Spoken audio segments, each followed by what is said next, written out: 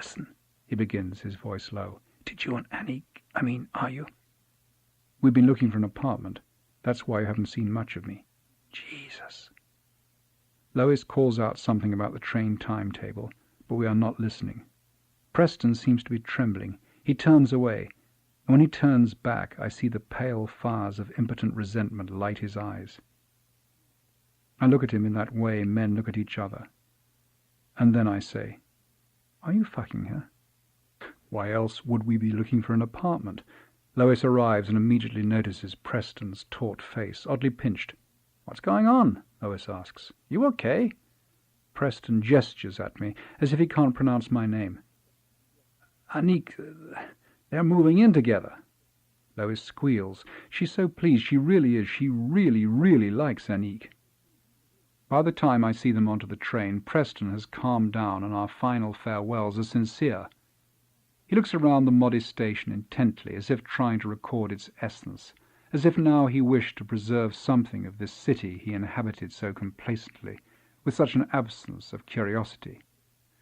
"God, it's too bad," he says with an exquisite fervour. "I know I could have liked Nice. I know. I really could."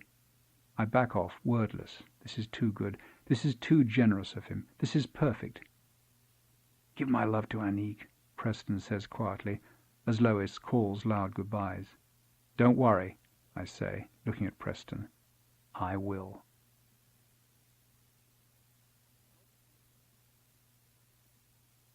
Alpes Maritimes. Annalise, Ulrich and I go into Steve's sitting room. Steve is sitting at a table writing a letter. "Hi," he says, not looking up. "Won't be a second." He scribbles his name and seals the letter in an envelope as the three of us watch him, wordlessly. He stands up and turns to face us. His long, clean hair, brushed straight back from his forehead, falls to his shoulders. Perhaps it's something to do with the dimness of the room, but against the pale ghost of his swimming trunks, his cock seems oddly pigmented, almost brown. "Make yourselves at home," he says. "I'll just go put some clothes on." I have a girl now, Ulrich, and so everything should be all right. And it is, I suppose, except that I want Annalise, her twin sister. I look closely at Annalise to see her reaction to Steve's nakedness. Steve wants Annalise too. She and Ulrich smile at each other. They both press their lips together with a hand, their eyes thin with delighted amusement at Steve's eccentricity. Automatically I smile too, but in fact I am covered in a hot shawl of irritation as I recall Steve's long stride saunter from the room, his calmness, his unconcern. Bent comes in. He is Steve's flatmate, a ruddy Swede, bespectacled, with a square bulging face and unfortunate frizzy hair.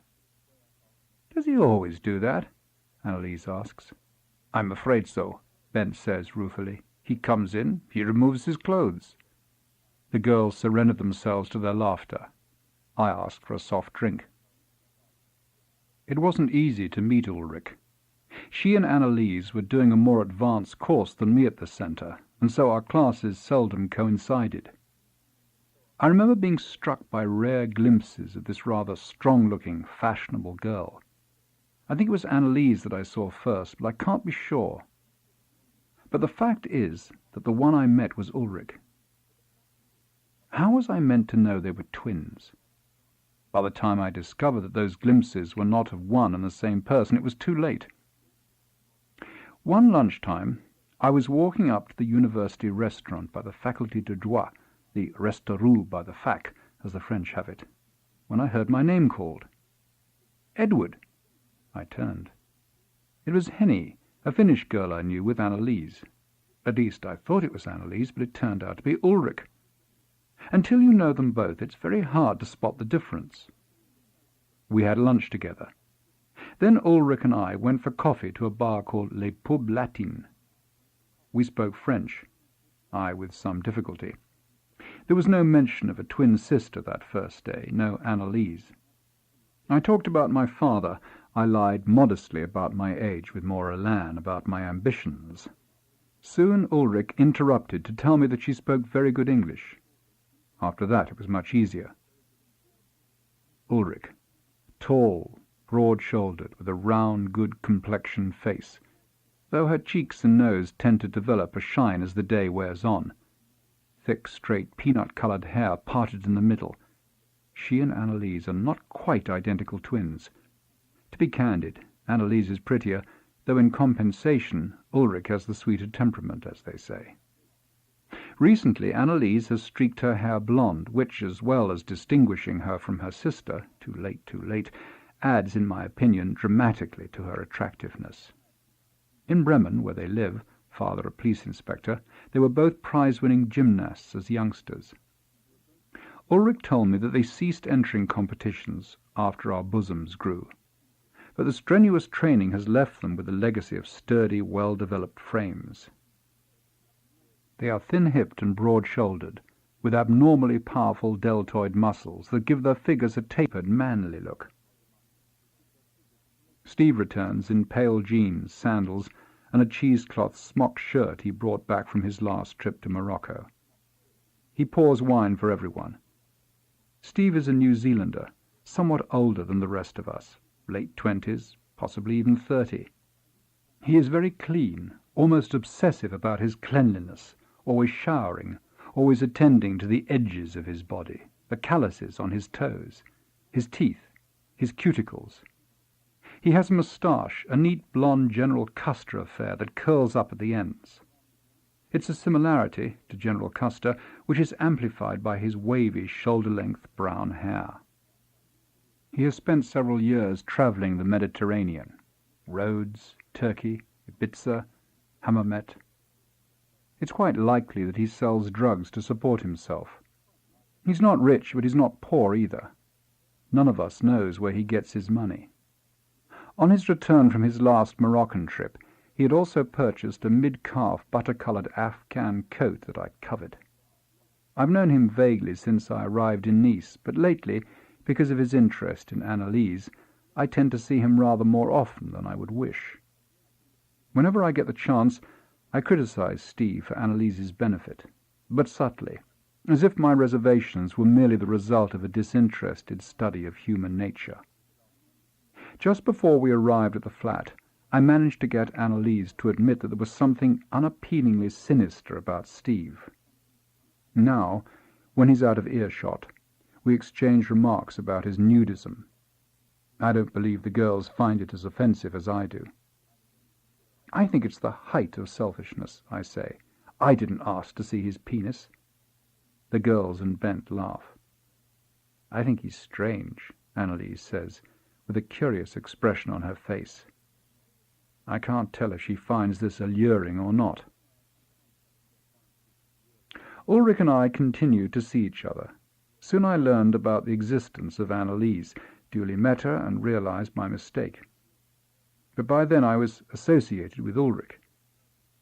To switch attention to Annalise would have hurt and offended her sister, and with Ulrich hurt and offended, Annalise would be bound to take her side. I found myself trapped, both irked and tantalized. I came to see Annalise almost as often as I saw Ulrich. She appeared to like me. To my deep chagrin, we became friends. I forced myself to concentrate on Ulrich, to whom I was genuinely attracted, but she was only the shadow on the cave wall, so to speak. Of course I was discreet and tactful. Ulrich, and Annalise at first, knew nothing of my real desires. But as the bonds between the three of us developed, I came to think of other solutions. I realized I could never possess Annalise in the way I did her twin. I could never colonize or settle my real affections in her person with her approval. So I resolved to make her instead a sphere of influence, unilaterally and without permission, to extend my stewardship and protection over her. If I couldn't have her, then no one else should. "When ought we to go to Cherries, do you think?" Bent asks in his precise manner. We discuss the matter. Cherry is an American girl of iridescent, unreal, and therefore perfectly inert beauty. She lives in a villa high above the coast at Villefranche, which he shares with some other girl students from a college in Ann Arbor, Michigan. They stick closely and rather chastely together, these American girls. as their guileless amiability landed them in trouble when they first arrived in Nice. The Tunisian boys at the centre would ask them back to their rooms for a cup of coffee. And then, when the Tunisian boys tried to fuck them, they were outraged. The baffled Tunisians couldn't understand the tears, the slaps, the threats. Surely, they reasoned, if a girl agrees to have a cup of coffee on your room, there is only one thing on her mind. As a result, the girls moved out of Nice to their high villa in Villefranche, where, apart from their classes at the centre, they spent most of their time, and their French deteriorated beyond redemption. Soon they could only associate with Anglophones, and all yearned to return to the USA. They were strange, gloomy exiles, these girls, like passengers permanently in transit. Their tenses were either past or future, their moods nostalgia or anticipation. And now one of their number, Cherry, was breaking out, her experiences in Nice having confirmed her in her desire to be a wife. She was returning to marry her bemused beau, and tonight was her farewell party. We decided to go along, to make our way to Villefranche. My old Bent has a car, a VW, but he says he has to detour to pick up his girlfriend. Ulrich announces that she and I will hitchhike. Steve and Annalise can go with Bent, she says. I want to protest, but say nothing. Ulrich and Annalise live in a large converted villa, pre-war, up by the Fac de Lettres at Magnan. They rent a large room in a ground-floor flat that belongs to a Uruguayan poet. He teaches Spanish literature at the university, called César. One night, not long after our first meetings, I'm walking Ulrich home. It's quite late. I promise myself that if we get to the villa after midnight, I'll ask if I can stay, as it's a long walk back to my room in the Rue Dante, down in the city. Dependable Ulrich invites me in for a cup of coffee. At the back of the flat, the windows are at ground level and overlook a garden.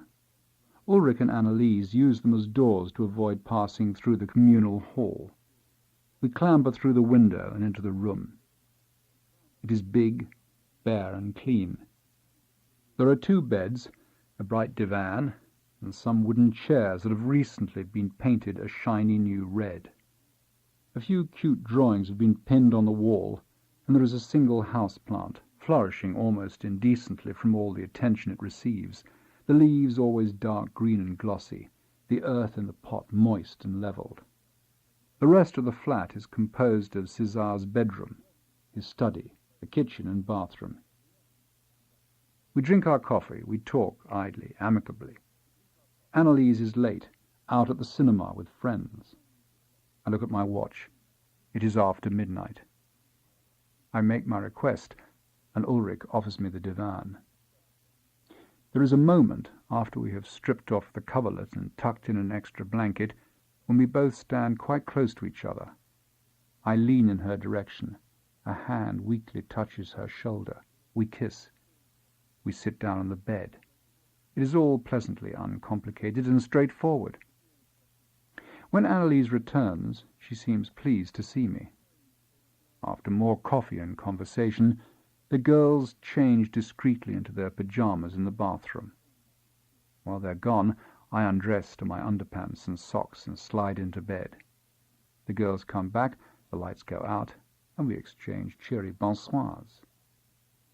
On the hard, small divan, I lie awake in the dark, Ulrich and Annalise sleeping in their beds a few feet away.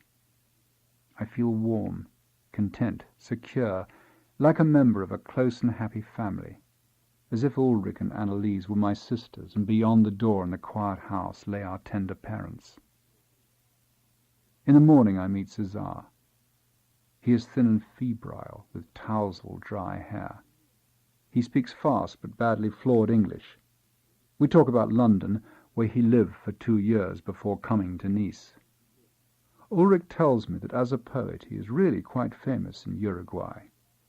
Also, she tells me that he had an affair with Annalise when the girls first moved in, but now they're just friends. Unfortunately, this forces a change in my attitude towards César. I like him, but resentment will always distance us now. Whenever he and Annalise talk, I find myself searching for vestiges of their former intimacy, but there seems nothing there anymore. We all possess, like it or not, the people we know, and are possessed by them in turn. We all own and forge an image of others in our minds which is inviolable and private. We make those private images public at our peril. Unfortunately, this impulse occurs when we are least able to control it, when we're distracted by love or hate. But we can possess others without their ever being truly aware of it. For example, I possess Steve and Annalise in ways they could never imagine. I often wonder what Annalise thinks about while Ulrich and I are fucking across the room from her. Is she irritated? Curious? Happy? The intimacy of our domestic setup causes me some embarrassment at first, but the girls seem quite unperturbed. I affect a similar insouciance. But although we live in such proximity, we maintain a bizarrely prim decorum. We don't wander around naked. Ulrich and I undress while Annalise is in the bathroom, or else with the lights out. I have yet to see Annalise naked. And she's always with us, too. Ulrich and I have never spent a night alone. Since her affair with César, she has no boyfriend. My vague embarrassment swiftly departs, and I begin to enjoy Annalise's presence during the night, like some mute and unbelievably lax chaperone. One day, to my regret, she tells me how happy she is that Ulrich has me, how pleased she is that we are together. The twin sisters are typically close. Annalise is the more self-composed and confident, and she feels protective towards Ulrich, who is more vulnerable and easily hurt. I reassure her of my sincerity and try not to let the strain show on my face. With some dismay, I watch Steve, an exotic figure in his Afghan coat and flowing hair, join Annalise in the back of Bent's VW. Ulrich and I wave them on their way, then we walk down the road from the apartment block toward the Promenade des Anglais. Although it is after 9 o'clock, the night air is not unpleasantly cool. For the first time the spring chill has left the air, a presage of the bright summer to come. We walk down Rue de la Buffa and cut over to the Rue de France. The whores in the boutique doorways seem pleased at the clemency of the weather. They call across the street to each other in clear voices.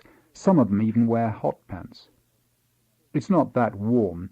Ulrich wears a white PVC raincoat and a scarf. I put my arm around her shoulders and hear the crackle of the plastic material. The glow from the street lamp sets highlights in the shine on her nose and cheeks. I worry about Steve and Annalise in the back of Bent's car. I begin to spend more and more nights at Ulrich's. Madame D'Amico, my landlady, makes no comment on my prolonged absences. I visit my small room in her flat regularly to change my clothes, but I find myself increasingly loath to spend nights alone there. Its fusty smell, its dismal view of the interior courtyard, the dull conversations of my fellow lodgers depress me.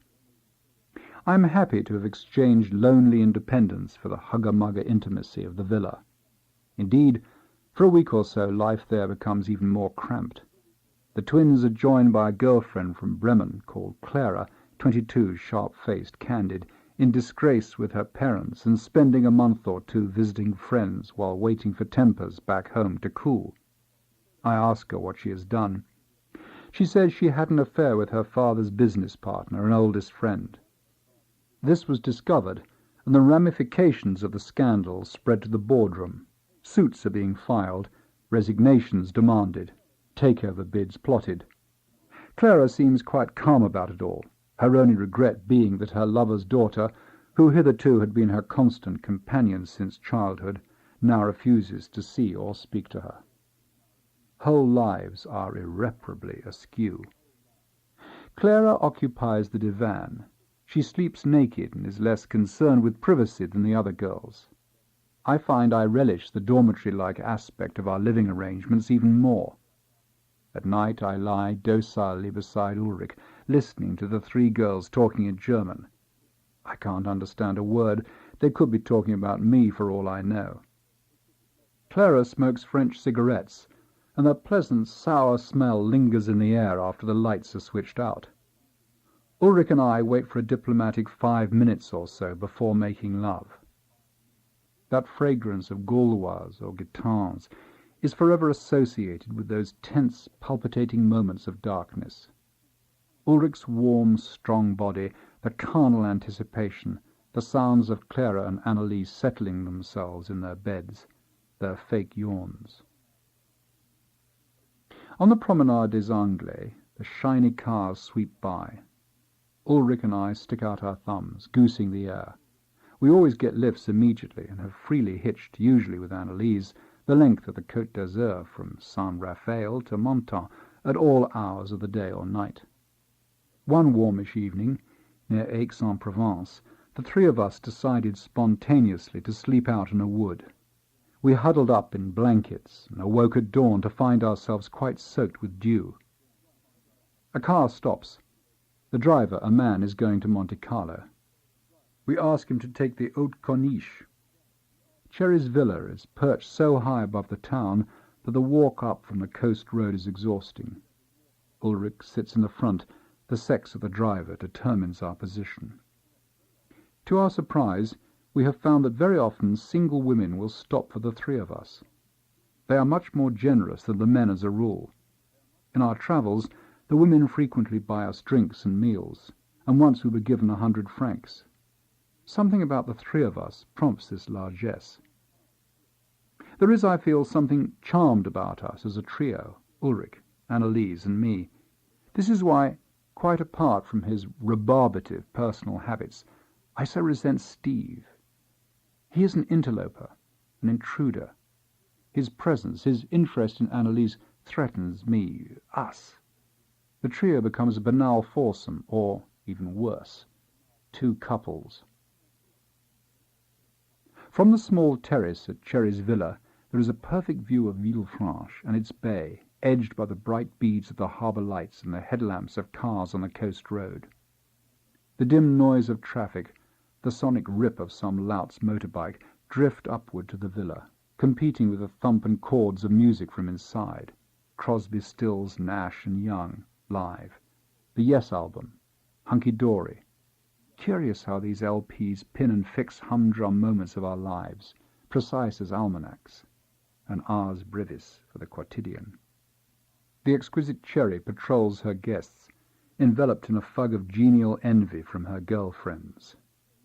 It's not her impending marriage that prompts this emotion so much as the prospect of the real Coca-Cola, real milk, and real meat you will be able to consume a few days hence.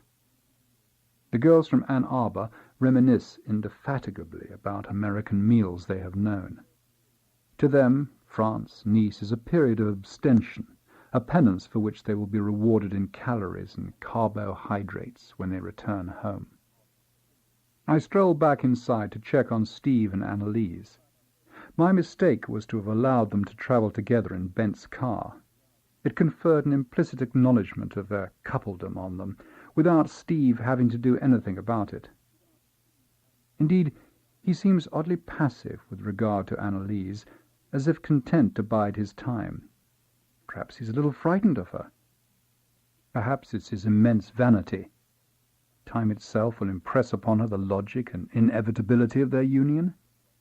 Now I see him sitting as close to Annalise as possible, as if adjacency alone was sufficient to possess her. Ulrich talks to Bent's girlfriend, Gudrun, another Scandinavian. We are a polyglot crew at the centre, almost every European country represented. Tonight you can hear 6 distinct languages. I pour myself a glass of wine from an unlabelled bottle. There is plenty to drink. I had brought a bottle of Martini and Rossi as my farewell present to Cherry, but left it in my coat pocket when I saw the quantity of wine on offer. The wine is cold and rough, decanted no doubt from some huge barrel in the local cave. It is cheap and not very potent. We were drinking this wine the night of my audacity. César had a party for some of his students in the Spanish lit course. After strenuous consumption, most people had managed to get very drunk. César sang Uruguayan folk songs, perhaps they were his poems for all I know, to his own inept accompaniment on the guitar. I saw Annalise collect some empty bottles and leave the room. Moments later I followed. The kitchen was empty. Then from the hall I saw the bathroom door ajar. I pushed it open. Annalise was reapplying her lipstick. "I won't be long," she said. I went up behind her and put my arm around her. The gesture was friendly, fraternal. She leaned back, pursing, pouting, and repursing her lips to spread the orange lipstick. We talked at our reflections. "Good party," I said. "César may be a poet, but he cannot sing." We laughed. I squeezed. It was all good fun. Then I covered her breasts with my hands. I looked at our reflection, our faces side by side, my hands' claws on her chest. "Annalise," I began, revealing everything in one word, watching her expression register, interpret, change. "Hey, tipsy boy," she laughed, clever girl, reaching around to slap my side. "I'm not Ulrich." We broke apart. I healed a little, drunkenly. We grinned, friends again. But the moment lay between us like a secret. Now she knew. The party is breaking up. People drift away. I look at Steve. He seems to have his arm around Annalise. Ulrich joins me. "What's happening?" I ask Steve. "Cliff's taking us down to the town. He says they may be at the cafe tonight." I confirm this with Cliff, who improbably is French. He's a dull, inoffensive person who, we have discovered to our surprise, runs drug errands for the many tax-exiled rock musicians who while away their time on the Côte d'Azur. Every now and then these stars and their retinue emerge from the fastnesses of their wired-off villas and patronize a cafe on the harbour front at Villefranche. People sit around and gawp at the personalities and speculate about the hangers-on, the eerie thugs, the haggard, pale women, the brawling kids. A dozen of us set off. We stroll down the sloping road as it meanders in a sequence of hairpins down the steep face of the hills to the bright town spangling below. Steve, I notice, is holding hands with Annalise. I hate the look on his face. King Lear. I feel a sudden unbearable anger. What right has he got to do this, to sidle into our lives, to take possession of Annalise's hand in that way? The four of us and Cliff have dropped back from the others. Cliff, in fractured English, is telling us of his latest visit to the rock star's villa. I'm barely listening. Something to do with a man and a chicken. I look back. Annalise and Steve have stopped. He removes his Afghan coat and places it cape-like around Annalise's shoulders. He gives a mock chivalric bow, and Annalise curtsies. These gestures, I recognize with alarm, are the early foundations of a couple's private language, actions, words, and shared memories whose meaning and significance only they can interpret, and which exclude the world at large. But at the same time they tell me that nothing intimate, no kiss nor caress, has yet passed between them. I have only moments left to me. The other members of our party have left the road and entered a narrow gap between houses, which is the entrance to a thin defile of steps, some 100 yards long, that cuts down the hill directly to the town below. The steps are steep and dark, with many an illogical angle and turn. From below, I hear the clatter of descending feet and excited cries. Cliff goes first. Ulrich follows. I crouch to tie a shoelace. Annalise passes. I jump up and with the slightest of tussles insinuate myself between her and Steve. In the dark cleft of the steps there is just room for two people to pass. I put my hands on the rough iron handrails and slow my pace. Annalise skips down behind Ulrich. Steve bumps at my back. Soon I can barely make out Annalise's blonde hair. "Can I get by, please?" I ignore Steve, although he's treading on my heels. Below me, Annalise turns a bend out of sight. "Come on, for God's sake!" Bit tricky in the dark. Roughly, Steve attempts to wrest my arm from the handrail. He swears. I stop dead, lock my elbows, and brace myself against his shoving.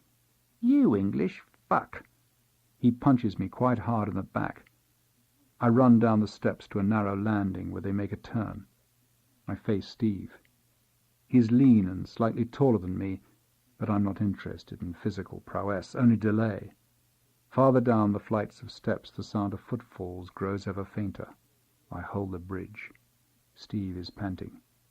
"What do you think you're doing?" he says. "Who do you think you are, her father? You don't own these girls, you know." He takes a swing at me. I duck my head and his knuckles jar painfully on my skull. Steve lets out a yip of pain. Through photomatic violet light, I lunge at him as he massages blood into his numbed fist. With surprising ease, I manage to throw him heavily to the ground. At once I turn and spring down the steps. I take them 5 at a time, my fingertips brushing the handrails like outriggers. Ulrich and Anneliese are waiting at the bottom. The others have gone to the harbour front. I seize their hands. "Quickly," I say, "this way." Astonished, the girls run with me, laughing and questioning. We run down back streets. Eventually we stop. "What happened?" Anneliese asks. "Steve attacked me," I say. "Suddenly, tried to hit me. I don't know why." Our feet crunch on the pebbles as we walk along Villefranche's plage publique. I pass the martini bottle to Ulrich, who stops to take a swig. We have discussed Steve and his neuroses for a pleasant hour. At the end of the bay's curve, a small green hut is set on the edge of the coast road. It juts out over the beach, where it is supported by thick wooden piles. We settle down here, sheltered by the overhang, spreading Steve's Afghan coat on the pebbles. We huddle up for warmth, pass the bottle to and fro, and decide to watch the dawn rise over Ventimiglia. The 3 of us stretch out, me in the middle, on Steve's convenient coat. Soon Ulrich falls asleep. Anneliese and I talk on quietly. I pass her the martini. Carefully she brings it to her mouth. I notice how, like many women, she drinks awkwardly from the bottle. She fits her lips around the opening and tilts head and bottle simultaneously. When you drink from the bottle like this, some of the fluid in your mouth, as you lower your head after your gulp, runs back into the bottle. "Ow, I think I'm drunk," she says, handing it back. I press my lips to the bottle's warm snout, try to taste her lipstick, raise the bottle, try to hold that first mouthful in my throat, swilling it around my teeth and tongue. Ulrich gives a little snore, hunches herself into my left side, pressing my right side against Anneliese. Despite what you may think, I want nothing more from Anneliese than what I possess now. I look out over the Mediterranean, hear the plash and rattle of the tiny sluggish waves on the pebbles, sense an ephemeral lunar greyness, a lightning in the air.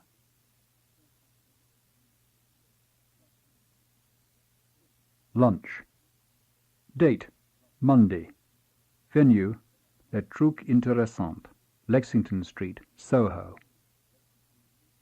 Present: me, Gerald Veer, Melanie Swartz, Peter somebody from Svenska Bank, Barry Freeman, Diane Skinner, account executive from SLL&L, Eddie Kroll, left before pudding. Meal: tabouleh chinois, roulade de foie de veau farci, millefeuille de fruits d'hiver. Wine: 2 Moet and Chandon non-vintage, Tucson Care, an 83 Pichon Longueville, a big Provençal red called Ma Julienne.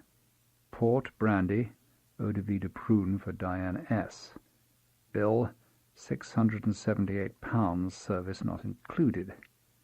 Extras: Romeo and Julieta for Veer and Freeman, T-shirt and souvenir condiments set for Melanie, a packet of Marlboro Lights for Diane S. Comments: no piped music. Tabouleh chinois, an orthodox tabouleh with sliced light cheese mixed in. Unusual. Roulade de foie exquisite, served on a little puree of celeriac. Diane S. barely touched her food, saving up for dessert. Millefeuille, 8 out of 10 for the pastry. Fruits bland. Diane S. picked up tab. Taxied me back, too. Thank you, Swabold, Lang, and Longmuir. Thank you very much. Date, Tuesday. Venue, Eurotel Palace, Heathrow Airport. Present, me, Diane S. Meal, Insalata Tricolore, Dover sole, tarte aux pommes. Wine, G&T in bar, Merridale Chardonnay, house champagne with pud. Bill, £96, service included. Extras, Irish coffee served in our room, £5.50 each, 20 Marlborough Lights. Comments. Almost inaudible classical music, rubbery mozzarella. When will the British stop serving a selection of vegetables? Tasteless carrots, watery broccoli, some kind of swede. Tarte aux pommes, simple apple pie, not flattered by translation. House champagne surprisingly good, small bubbles, buttery cidery. Undrunk Irish coffee. Waste. Date, Wednesday. Venue, Chairman's Dining Set, 6th floor. Pale oak panelling, silver. Good paintings. A small perfect Sutherland, Alan Reynolds, 2 Craxtons. Present, me, Sir Torquil, Gerald Vere, Barry Freeman, Blake Ginsberg, the new CEO, some senior suit from finance, introduced as Lucy, can't be his first name, surely, very foreign-looking. Meal, vegetable terrine, lamb chops with new potatoes, raspberries with creme fraiche, Stilton. Wine, hip flask in loo downstairs, then vodkatini, could have been colder. A perfectly good Chablis, followed by 78 Domaine de Chevalier, stunning. Port, Taylor's, missed the date. Bill, a heavy price to pay. Extras, at least I saw the Sutherland. Comments. Apart from the vegetable terrine, always a total waste of time, this was superior corporate catering. Sensible. Lamb, nicely pink. Superb wine. They had the grace to wait until the cheese. The condemned man had eaten a hearty meal. Fucking heartless, cold fucking swine. Date, Thursday. Venue, La Casa del Luigi, Fulham Road. Present, me, Diane. Later, Jennifer. Meal, minestrone, spaghetti bolognese, tiramisu. Wines, G&Ts, Valpolicella, replaced by Chianti Classico when spilled. Large grappa after Jennifer's arrival and departure. Bill, £63 rounded up to £80. Scant gratitude. Extras, 20 Marlborough Lights. 3 glasses, 2 plates. Dry cleaning to be notified. Comments. Minestrone was tinned, I'd swear.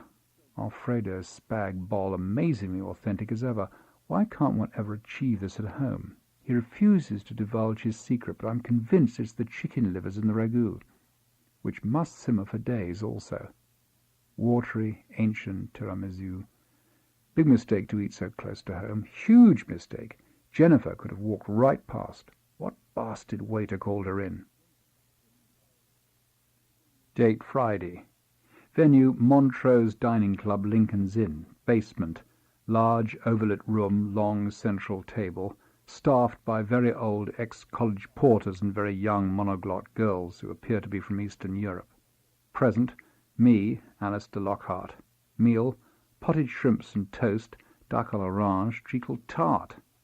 Wine, G&Ts, Club Claret, Club Brandy. Bill, £18.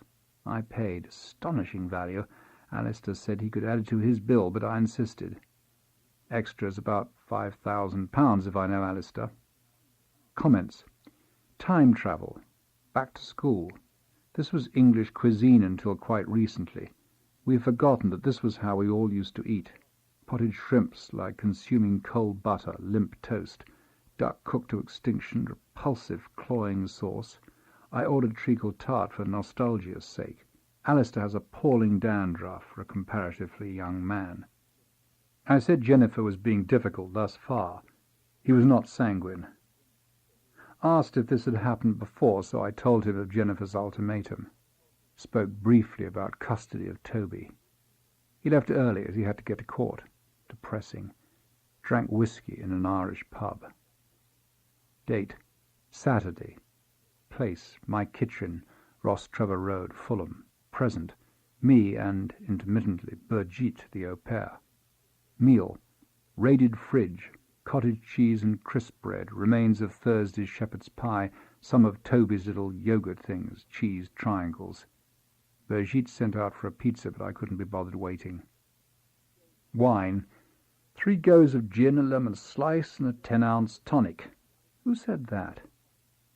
Then 2 glasses of Pinot Grigio, before I went down to the basement and rooted out the Ducru Beaucalu. She preferred to drink her own beer. She gave me a can when I'd finished the Beaucalu. Strong stuff. Slept in the afternoon. Bill. The human condition. Extras. I miss Toby and Jennifer. I miss our usual Saturday lunch. Best lunch of the week. Comments. Music. Brahms' horn trio initially, but it made me want to weep. Brigitte played something rhythmic, ethnic. She gave me a tape of ocean waves breaking on a shore. For calming, she said. Big-hearted girl. Why would anybody eat cottage cheese? What, in terms of taste and texture, could possibly recommend it? Jennifer and her silly perpetual diets. Perfectly slim, perfectly. The cheese triangles were unbelievably tasty. Ate a whole wheel's worth as I drank the Beaucalu. Date. Sunday. Cold, low, packed clouds. A flat, sullen light. Venue. Somewhere in eastern England on the 11:45 to Norwich. Writing this in the bar. On my way to mother and Sunday lunch. Present. Me, 3 soldiers, a fat woman, and a thin weaselly man with a mobile phone. Meal. Started with a Jimmy burger on the station concourse, then a couple of Scotch eggs in the bar. On the train I had a bag of salt and vinegar crisps and an egg and cress sandwich from the steward with the trolley. In the buffet thus far I have had a pork pie, a sausage roll, something called a ploughman's bap, and a Mars bar. There is a solitary mushroom and salami omelette wrapped in cellophane that they will do in a microwave. Why am I still hungry? Wine. Large vodka and orange in the station bar. Vague, very temporary desire to keep my breath alcohol-free. 2 cans of gin and Italian vermouth in the train before I wandered Buffett Wood. Started drinking lager. Spayhawk Special Strength. Notice the squaddies are drinking the same. They do quarter bottles of wine in here, I see. I now bought a couple, having ordered the omelette. It is labelled red wine. No country of origin. Tart, pungent, raw. I worry it will stain my lips.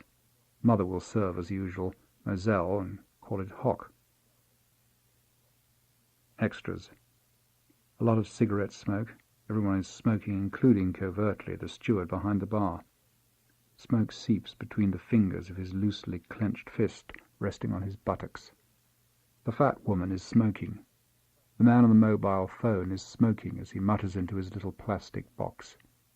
I have a metallic taste in my mouth and am seized by a sudden embittered image of Diane S., naked, laughing. Comments. The English countryside has never looked so drained and dead under this oppressive pewter sky. The barman beckons.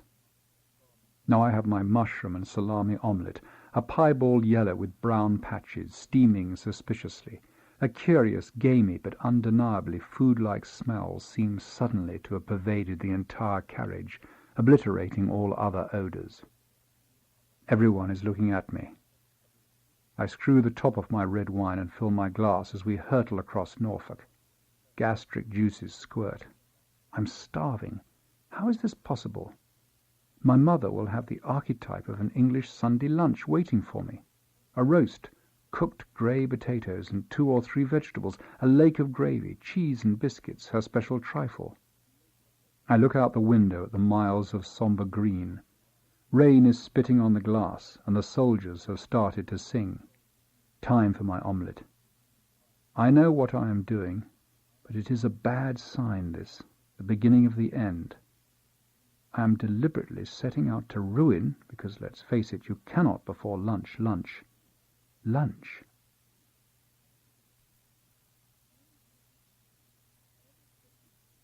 N is for N.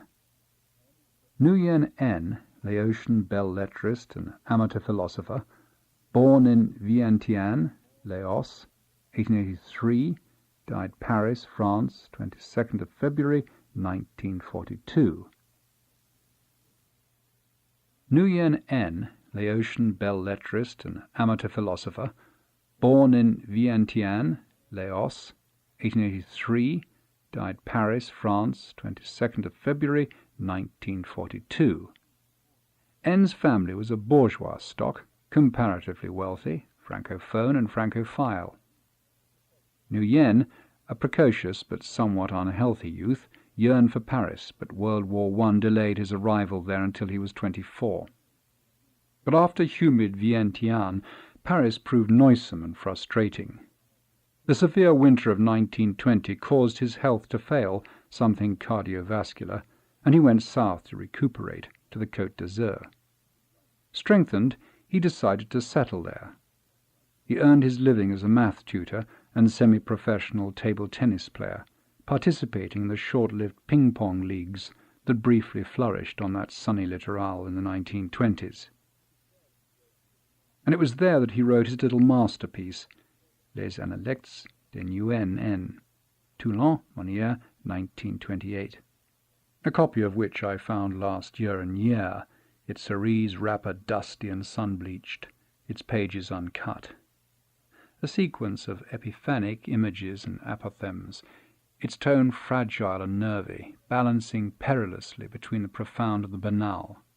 Somewhere snow is gently falling, Nguyen writes amid the mimosa and the umbrella pines, and I still feel pain. English cannot do their tender sincerity full justice. After the book's success, Nguyen was taken up by the cultural salons of Paris, where he returned permanently in 1931. He is a tenant of the footnotes of literary history, the unidentified face at the café table, a shadowy figure on the perimeter of many a memoir and biography. He wrote once to André Gide, who had taxed him on his unusual surname, which is not uncommon in Laos. It is properly pronounced Unh, effectively 3 syllables, the final H's being as plosive as possible, if you can imagine that. Ideally, after introducing me, you should be very slightly out of breath. The war brought penury. Nguyen went to work in the kitchens of Paris's largest Vietnamese restaurant, where he discovered a talent for the decorative garnish. His lacy carrot carnations, scallion lilies, and translucent turnip roses were miniature works of art. In between shifts he wrote his short autobiography, Comment ciseler les légumes. Paris, Plan et Noël, 1943, very rare, which was published posthumously. Nguyen N was run over in the blackout one gloomy February night by a gendarme on a bicycle. He died instantly.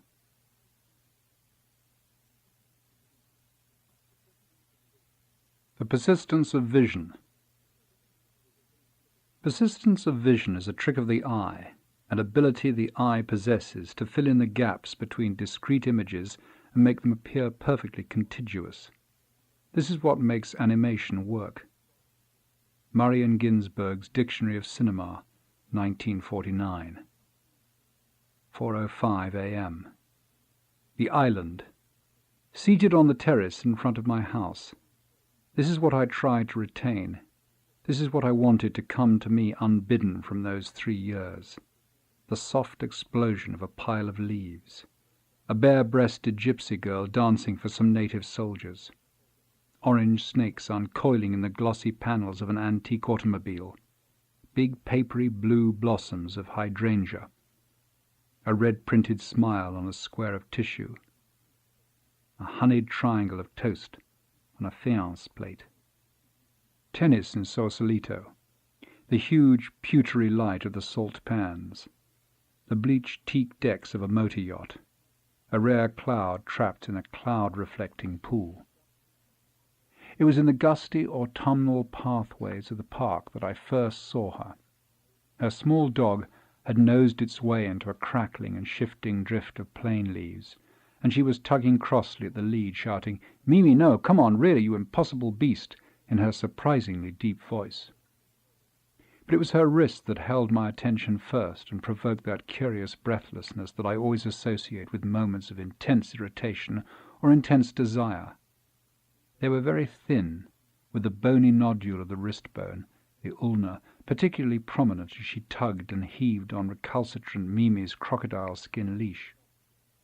She was bundled up against the astringent frostiness of the day in an old ankle-length apple-green tweed coat, a black cashmere shawl, and a soft felt hat that concealed her figure totally, but the length and slimness of her pale wrists, and swift computations and assessments thereafter, a slightly hooked nose, sunglasses of an opaque ultramarine hue, a corkscrew of auburn hair, were enough for me to lose concentration and allow Gilbert, my adored but ineffably stupid Labrador pup, to gallop by me unchecked from whatever shrubbery or tree bole he was dousing, and hurl himself into Mimi's leaf drift.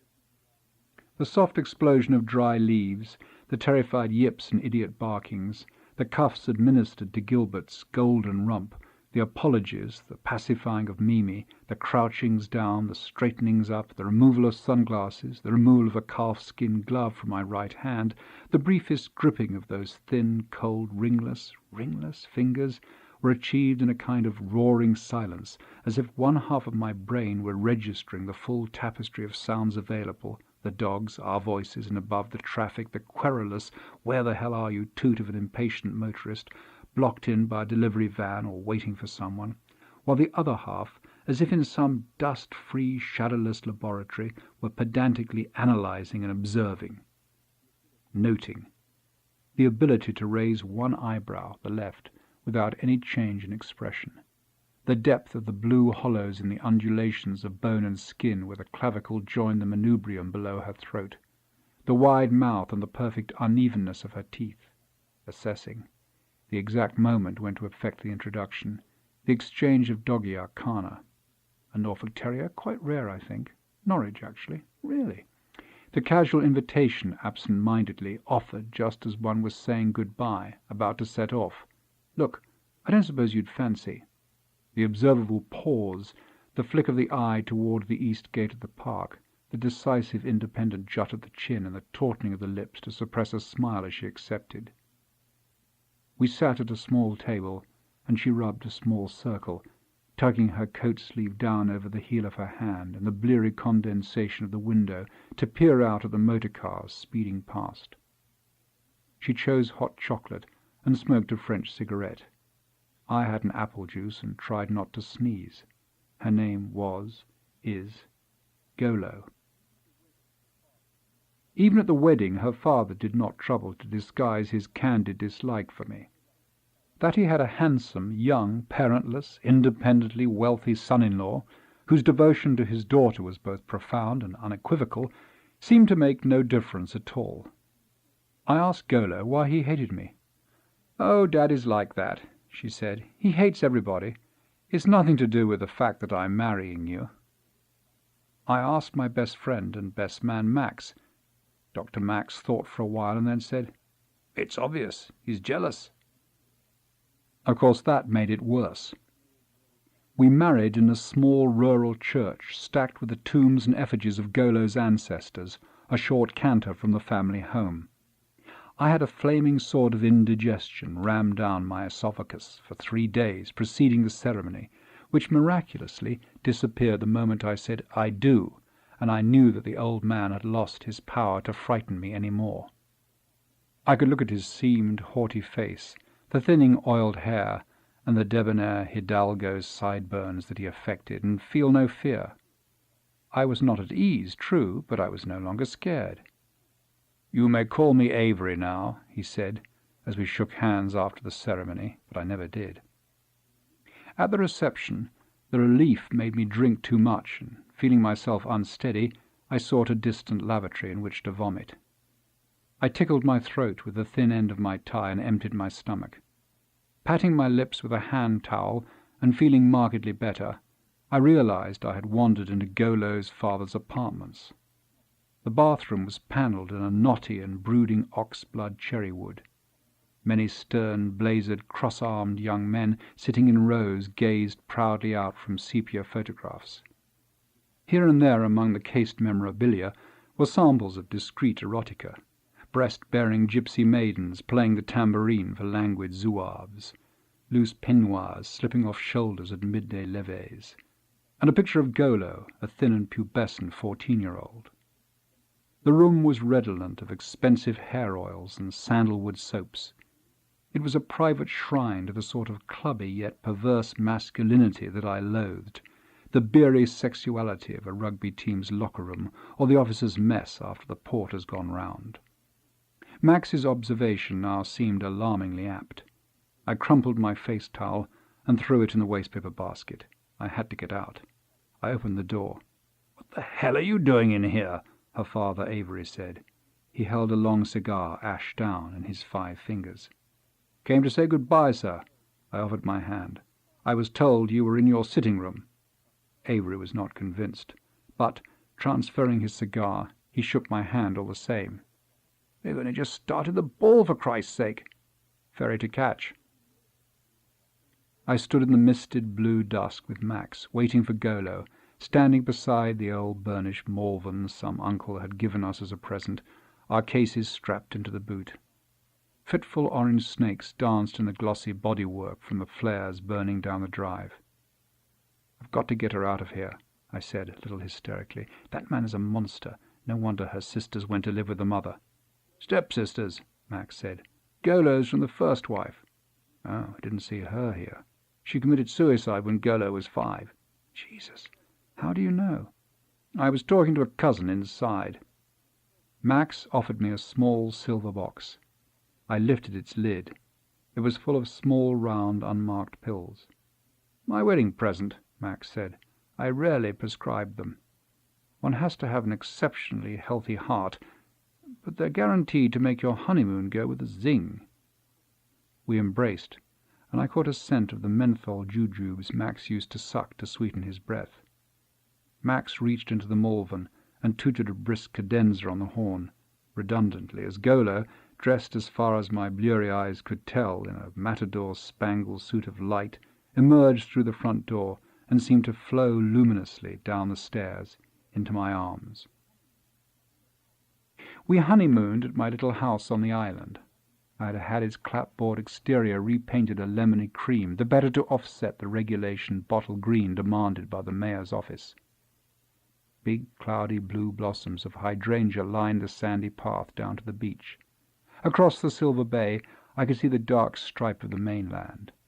A lone yacht slowly edged its way east. In a minute the composition would be perfect. I ate for my sketch-pad. Image. Golo sitting on the lavatory, her skirt hitched up to her thighs, her ankles foot-cuffed by her impossibly sheer panties. Her long, pale thighs angled upward, knees meeting, her satin evening shoes just clinging to her heels as she sits on tiptoes like a jockey straddling a thoroughbred. Except this jockey is simultaneously painting her lips vermilion without the aid of a mirror. She purses her lips, pouts, and turns to offer me her best false smile. Perfect. I don't know how you do it. She tears off a square of lavatory paper and prints her lips on it. Neatly folded once, it does the work it was intended for down below, before the panties are hoiked to the knee, and then Golo rises in a swoop and rustle of crepe. There is a millisecond of butter cleft on view before the dressing is complete, and the chrome knob is pressed and the cistern voids itself. "Why did you quit medical school?" she asks, apropos of nothing, checking her impassive face in the mirror. Her little finger lightly touches each corner of her mouth. "What? Because I wanted to be a painter." "Can't you be a doctor and a painter at the same time?" "I can't." "What about your friend? He's a doctor and other things." "Max? But Max is Renaissance man. I can't compete with Max, for heaven's sake." "Can we get a yacht?" "Of course, but why on earth?" "I think I want to sail. Where are we going tonight?" "The Maharenes." "How dreary." I watched Max dicing the garlic cloves. Each clove was peeled, half lengthways, and then laid flat and held with a finger-tip on the chopping board, where, with a small, fine knife, the clove was sliced vertically into a fan, turned 90 degrees and sliced across again, tiny, neat cubes resulting. The residue left under the finger was discarded. "Why don't you use a press?" "Doesn't taste the same." We were in his garden flat in Kensington, not far from one of the hospitals where he had consulting rooms. He was cooking me supper, scallops, in oil and tomatoes. His kitchen was both efficient and picturesque. Big cleared areas for working, many pan-crowded shelves and racks, and, hung here and there, hams and sausage, pimentos, chilies and garlic. Needless to say, Max was a highly accomplished cook, and liked his cuisine flavoursome. "Thank you for my picture," he said. "It's the view from the sitting-room." "I know." He wandered over to peer at the picture, which he had placed on a pine dresser. "You've changed the hydrangeas, or is that artistic license?" "Well remembered." "When were we there?" "Oh, thanks. 2 summers ago. Is that the heliotrope?" "What's that?" "The yacht I used to sail at university. You remember, you met us once at Juan-les-Pins. Something about the spinnaker. That's a nice thought, thank you." "It's just a yacht, I'm afraid." "Isn't that enough garlic?" He slid the garlic off the board into a pan where it spat and sizzled in the hot oil. "How's Golo?" he said. "Wonderful." Later, over the cheese, he said, "Don't mind me saying this, old friend, but don't leave a woman on her own for long." "God, I'm only away for one night. I had to see the trustees." "I'm not talking about now. Women get bored much faster than men." "Says who?" "It's a well-known medical fact. Try some of this quince jelly with the cheese." "Just something an old Lothario told me once." Golo is lying on her side, on the bed, naked. I stand in the doorway of the bathroom, showered, spent, happy. Propped on one elbow, she's reading a trashy Sunday paper and laughing to herself at its idiocies. At her elbow, on a fiance plate I bought at Saint-Martin, is a triangle of honeyed toast. Through the window I see the sun on the bay, and that obliging yacht attended by 2 or 3 seagulls. Without looking up, Golo searches the bed with her right foot for the square of sunshine that was warming her flank a moment ago. She finds it, and allows her foot a sunbath while she reads, reaches for her toast, and bites. "Why do you buy this rubbish?" "The stuff they say." "I only get it for the funnies." I think I must be the happiest man in the world. A likely story. We travelled that first year. I let the house in Carlisle Square to a Brazilian diplomat, and we went east to India, Ceylon, Thailand. We saw out the winter with Golo's school chum, Charlotte, and her husband, Didier Van Brewer, in Sydney, Australia. Spring found us in a little house in Sausalito on another larger bay. The exhibition of my Indian gouaches in a Broome Street gallery was a modest success. Golo developed a surprisingly effective kicking second serve. We were never a night apart. I felt a physical presence in my gut, like a stone lodged between my liver and my pancreas. I looked out over the dark streets of Carlisle Square and made all sorts of bargains with any number of deities. Max came through the bedroom, running his hand through his hair, which was greying remarkably fast, I noticed, for some odd reason. He looks more tired than me, I thought. "Relax," he said. "I'm not a gynecologist, but I would say your wife is pregnant." I have a son. His name is Dominic. He bellows with rage, he screams, he howls. Odette, his nurse, takes him to his room. I touch Golo's face with my knuckles. "Welcome home," I say, and from my pocket remove the ring I've had made from an emerald I bought in Bangkok. Golo slips it on her finger. She manages to say, "I love you," before she dissolves in tears. I gently mock her. She hugs me to her. "You're so sweet," she says, "and I do love you." Didier Van Brewer to dinner at Carlisle Square. He tells us he is divorcing Charlotte. I leave the room when a messenger comes to the front door, and when I return Van Brugh is sitting hunched over his food, sobbing. It is all too terribly sad. Summer came around again, and we opened up the house on the island. The new annex for Odette and Dominic blended perfectly with the rest of the house. Odette, a strong, raw-boned girl with many moles, proved to be a capable cook as well as a capable nurse.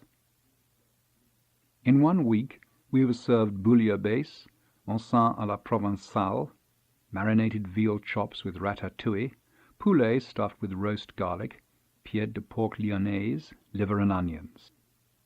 It was delicious, but too rich for me. I found myself feeling overstuffed and bilious, my throat salty and my sinal passages pungent and herby, even the next morning. I fasted for 24 hours, drinking only distilled water, and endured a night sweat that drove Golo from the bed. "We must smell like a tinker's camp," I said to her the day I began to feel better. "Tell Odette it's salads for the rest of the summer." By and large she complied, though from time to time a reeking stew or casserole would arrive at the table, and the place would smell like a Neapolitan trattoria once again. I found it hard to paint in the house now that its routines revolved around Dominic's noisy needs rather than my own. I was trying to complete enough work for an exhibition that a friend, who owned a little gallery in the Rue Jacob, was kindly arranging for me, and so most days I would load the panniers on my bicycle with my paints and brushes and set off for various parts of the island that were not pestered with tourists or summer residents, returning home as evening began to approach. I found a place overlooking the salt pans which promised great refulgent expanses of sky and water. I love the salt pans with their strange poetry of desiccation, though the series of watercolours I produced there, well enough done, had a lone simplicity that seemed a little repetitive. So it was in search of some contrasting bustle and busyness that I reluctantly ventured into one of the little ports and set up my easel by the marina. But after the serenity of the salt pans, I found the presence of curious sightseers peering over my shoulder off-putting, and, to be frank, my technique was found wanting when I came to render the bobbing mass of yachts and powerboats, dinghies and cruisers that were crowded in among the piers and the jetties. I was sitting there one mid-morning, having torn up my first attempt, wondering vaguely if it would be worth looking at some doofies that I knew hung in a provincial gallery not more than half a day's drive away, when my peripheral attention was caught by a half-glimpsed figure, male, slim in white khakis and a navy sweater, that I was convinced was familiar. You know the way your instinctive apprehension is often more sure and certain than something studied and sought for.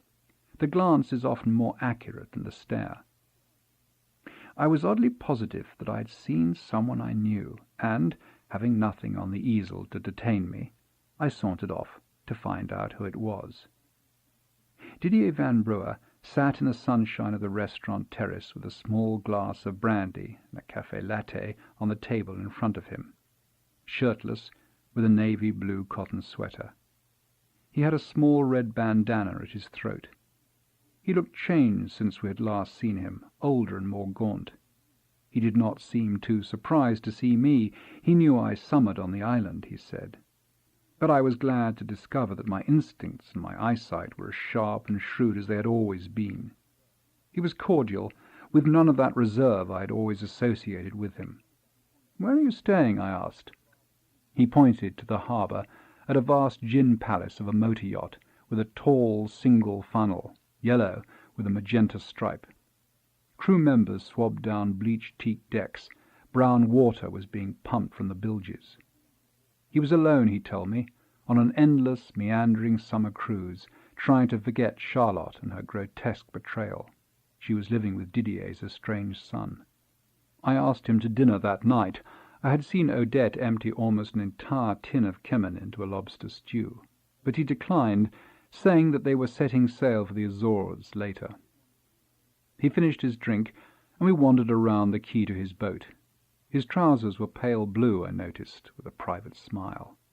However vigilant, the corner of your eye cannot achieve 20/20 vision. He had changed the name from Charlotte III to Clymene, who, he told me, with harsh irony, was the mistress of the sun. He invited me on board, and we strolled through the empty stateroom smoking cigars, the warm buttock of a brandy goblet cupped in my tight palm.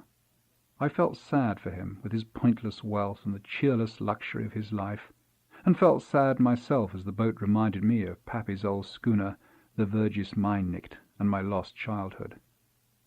He had a rather fine doufy in the dining room, and I took the opportunity to make a few quick notes and sketches while he went upstairs to make a telephone call. Nota bene. To be remembered, the serene roseate beauty of the summer dusk as I cycled homeward, a little drunk, a rare cloud, trapped in a cloud-reflecting puddle at the side of the road. To be remembered, my almost insupportable feeling of happiness. 4 a.m. I am alone on the terrace of my small house, looking east beyond my blue hydrangeas toward the mainland, waiting for the sun to rise. I wonder how many people there are on that mainland as miserable as I am. Yolo's note was terse. She had left me and our child. She was no longer in love with me. There was another man in her life whose identity she would not reveal at this moment. I must not look for her. She would be in touch with me in due course. This was the only way. She needed none of my money. She asked my forgiveness and understanding, and hoped, for the sake of Dominic, that we could remain friends. Odette said simply that during the day Madame had received and made numerous phone calls, had packed one suitcase, and then, at about 4 o'clock, she heard the taxi klaxoning for her in the lane. She was going to visit her family, she had told Odette. She had left a note for me, and was gone. I wasted no time. I drove at once back to the port, where of course there was no sign of the Clymene. En route for the Azores, or God knew where. I returned to my house, not our house any more, and cried a few hot tears of rage and frustration over my son's cot. My son, not our son any more. And I woke him, and he began to bawl as well. I drank half a bottle of Pernod, then drove the car to the ferry and was transported to the mainland. I spent a fruitless hour searching for a Venus of the crossroads, as Papa used to refer to them, feeling the urge for revenge slowly ebb from me. At around midnight, in an overlit dockside bar, I half-heartedly bought a large woman with bobbed hair and a tight jersey a few drinks, but then lost my nerve. On the last ferry back to the island, a bearded youngster played some form of Hawaiian music on a guitar. The sky is lightening, a pale cornflower blue shading into lemon. My dead eyes watch the beautiful transformation, unmarvelling. I must think, I must clarify my thoughts. The betrayed husband is always the last to know, they say. Didier Van Brewer. Were our friends in Sydney, Australia, all laughing behind my back that winter? What had made Didier come to our house to announce his separation? What had made him break down that way over the meal? What had been said while I was out of the room? To end this stream of answerless questions, I forced myself to think of Encarnacion, a Mexican girl I had briefly loved, and to whom I had once thought of proposing. Dearlissime Encarna. Some kind of ex-athlete, a hurdler or swimmer, so different from Golo. I think of a meal we shared in New York, that little restaurant in New York, south of Greenwich Village, where she cajoled me into eating a pungent, shouting salsa from her native province that made my eyes water, obliging me to suck peppermints for days. This is what I must retain. These are the fragments I must hoard from these last 3 years. The soft explosion of a pile of leaves. The querulous, "Where the hell are you?" tooting of a waiting motorist. The scent of menthol jujubes. A lone yacht on a silver bay. The immaculate dicing of a garlic clove. The dark trees of Carlisle Square. Orsins à la Provençale. A slim male figure in white khakis and a navy sweater. A tin of cumin. A taxi klaxoning in the lane. A pungent shouting salsa that obliged me to suck peppermints for days. Cork. A man is not an animal, is intelligent flesh, although sometimes ill. Fernando Pessoa. My name is Lily Campendonk. A long time ago I used to live in Lisbon. I lived in Lisbon between 1929 and 1935. A beautiful city, but melancholy.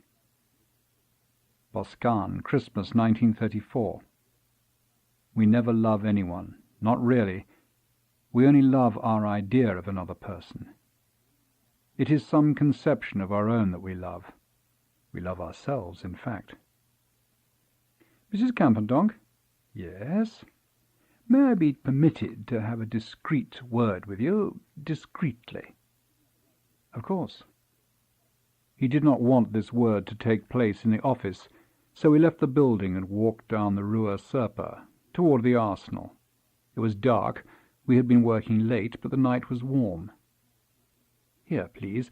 I think this small cafe will suit. I agreed. We entered and sat at a small table in the rear.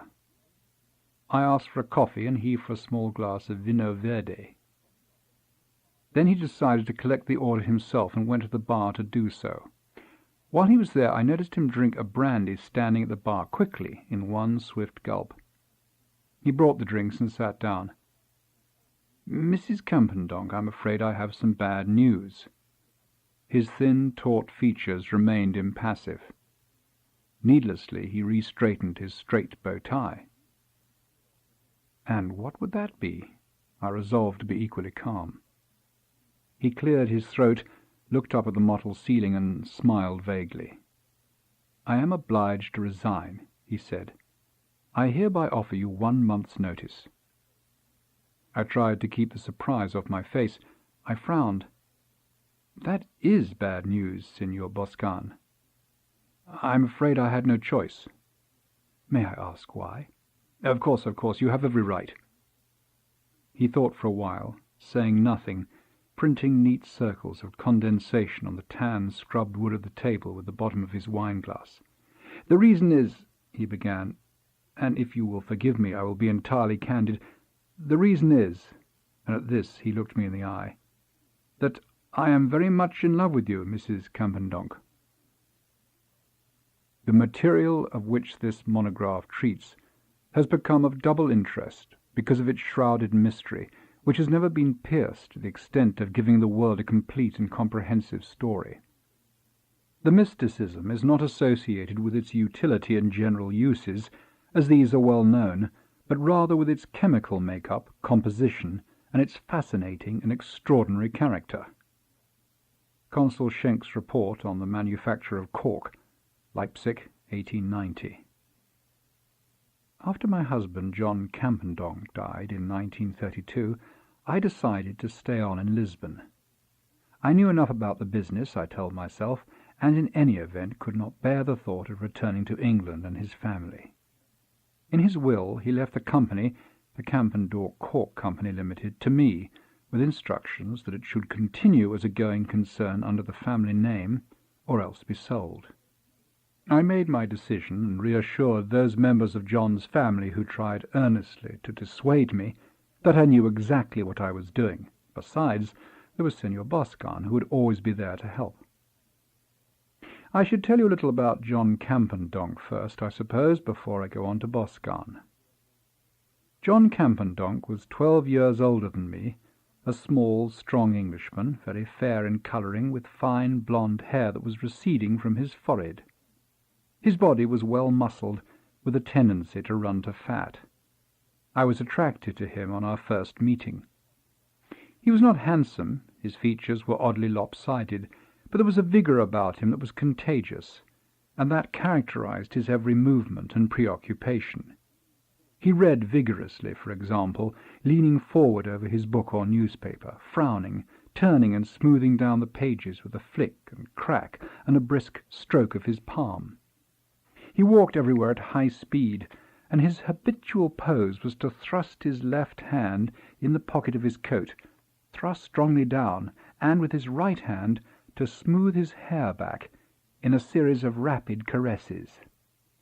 Consequently, His coats were always distorted on the left, the pocket bulged and baggy, sometimes torn, the constant strain on the seams inevitably proving too great. In this manner he wore out 3 or 4 suits a year. Shortly before he died, I found a tailor in the Rue Garrett who would make him a suit with 3 identical coats. So, for John's 40th birthday, I presented him with an assortment of suits, flannel, tweed, and cotton drill, consisting of 3 pairs of trousers and 9 coats. He was very amused. I retain a strong and moving image of him. It was about 2 weeks before his death, and we had gone down to Cascais for a picnic and a bathe in the sea. It was late afternoon, and the beach was deserted. John stripped off his clothes and ran naked into the sea, diving easily through the breakers. I could not, and still cannot, swim, and so sat on the running board of our motor car, smoked a cigarette, and watched him splash about in the waves.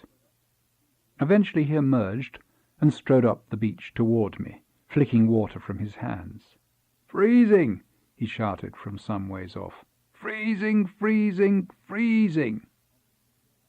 This is how I remember him, confident, ruddy, and noisy in his nakedness. The wide slab of his chest, his fair open face, his thick legs darkened with slick wet hair, his balls clenched and shrunken with cold, his penis a tense white stub. I laughed at him and pointed at his groin. "Such a tiny thing," I said, laughing. He stood there, hands on his hips, trying to look offended. "Big enough for you, Lily Campendonk," he said, grinning. "You wait and see."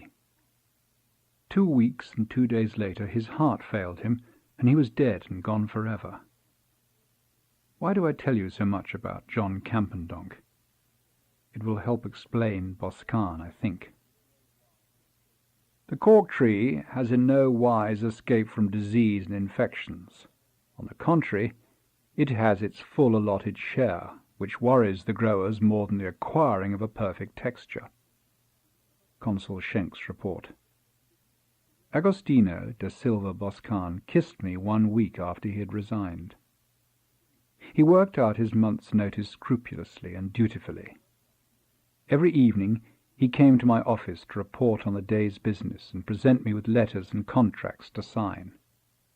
On this particular evening, I recall, we were going over a letter of complaint to a cork grower in Elvas, hitherto reliable, whose cork planks proved to be riddled with ant borings. Boscan was standing beside my chair, his right hand flat on the leather top of the desk, his forefinger slid beneath the upper page of the letter, ready to turn it over. Slowly and steadily he translated the Portuguese into his impeccable English. It was hot, and I was a little tired. I found I was not concentrating on the sonorous monotone of his voice. My gaze left the page of the letter and focused on his hand, flat on the desk-top. I saw its even, pale brownness like milky coffee, the dark, glossy hairs that grew beneath the knuckles and the first joint of the fingers, the nacreous shine of his fingernails, the pithy edge of his white cuffs beginning to fray. I could smell a faint musky perfume coming off him, farinaceous and sweet from the lotion he put on his hair, and mingled with that of his own scent, sour and salt.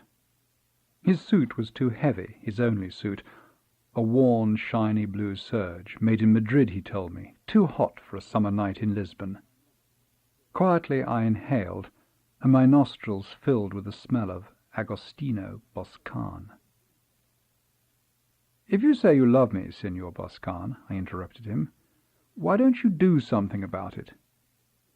"I am," he said, after a pause. "I'm leaving." He straightened. I did not turn, keeping my eyes on the letter. "Isn't that a bit cowardly?" "Well," he said, "it's true. I would like to be a bit less cowardly. But there is a problem. Rather a serious problem." Now I turned. "What's that?" "I think I'm going mad." My name is Lily Campendonk, née Jordan. I was born in Cairo in 1908. In 1914 my family moved to London. I was educated there and in Paris and Geneva. I married John Campendonk in 1929, and we moved to Lisbon, where he ran the family's cork processing factory. He died of a coronary attack in October 1931. I had been a widow for 9 months before I kissed another man, my late husband's office manager. I was 24 years old when I spent my first Christmas with Agostino da Silva Boscan. The invitation came, typewritten, on a lined sheet of cheap writing paper. My dear Lily, I invite you to spend Christmas with me. For 3 days, 24th, 25th, 26th of December, I will be residing in the village of Manjdura. Take the train to Sintra, and then a taxi from the station. My house is at the east end of the village, painted white with green shutters. It would make me very happy if you could come, even for a day. There are only 2 conditions. 1, you must address me only as Balthazar Cabral. 2, please do not depilate yourself anywhere. Your good friend, Agostino Boscan. Balthazar Cabral stood naked beside the bed I was lying in. His penis hung long and thin, but slowly fattening, shifting, uncircumcised. I watched him pour a little olive oil into the palm of his hand and grip himself gently. He pulled at his penis, smearing it with oil, watching it grow erect under his touch. Then he pulled the sheet off me and sat down. He wet his fingers with the oil again and reached to feel me. What's happening? I could barely sense his moving fingers. It's an old trick, he said. Roman centurions discovered it in Egypt, he grinned. Or so they say. I felt oil running off my inner thighs onto the bedclothes. Boscan clambered over me and spread my legs. He was thin and wiry, his flat chest shadowed with fine hairs. His nipples were almost black. The beard he had grown made him look strangely younger. He knelt in front of me. He closed his eyes. Say my name, Lily. Say my name. I said it. Balthazar Cabral. Balthazar Cabral. Balthazar Cabral. After the first stripping, the cork tree is left in the juvenescent state to regenerate. Great care must be taken in the stripping not to injure the inner skin or epidermis at any stage in the process, for the life of the tree depends on its proper preservation. If it is injured at any point, growth there ceases, and the spot remains forever afterwards scarred and uncovered. Consul Schenk's report. I decided not to leave the house that first day. I spent most of the time in bed, reading or sleeping. Balthazar brought me food, small cakes and coffee. In the afternoon he went out for several hours. The house we were in was square and simple, and set in a tangled, uncultivated garden. The ground floor consisted of a sitting room and a kitchen, and above that were 3 bedrooms. There was no lavatory or bathroom. We used chamber pots to relieve ourselves. We did not wash. Balthazar returned in the early evening, bringing with him some clothes that he asked me to put on. There was a small short cerise jacket with epaulettes, but no lapels. It looked vaguely German or Swiss. A simple white shirt and some black cotton trousers with a drawstring at the waist. The jacket was small, even for me, tight across my shoulders, the sleeves short at my wrists. I wondered if it belonged to a boy. I dressed in the clothes he had brought and stood before him as he looked at me intently, concentrating. After a while, he asked me to pin my hair up. "Whose jacket is this?" I asked as I did so. "Mine," he said. We sat down to dinner. Balthazar had cooked the food. Tough, stringy lamb in an oily gravy. A plate of beans the color of pistachio. Chunks of greyish, spongy bread torn from a flat, crusty loaf. On Christmas Day, we went out and walked for several miles along unpaved country roads. It was a cool morning with a fresh breeze. On our way back home we were caught in a shower of rain and took shelter under an olive tree, waiting for it to pass. I sat with my back against the trunk and smoked a cigarette.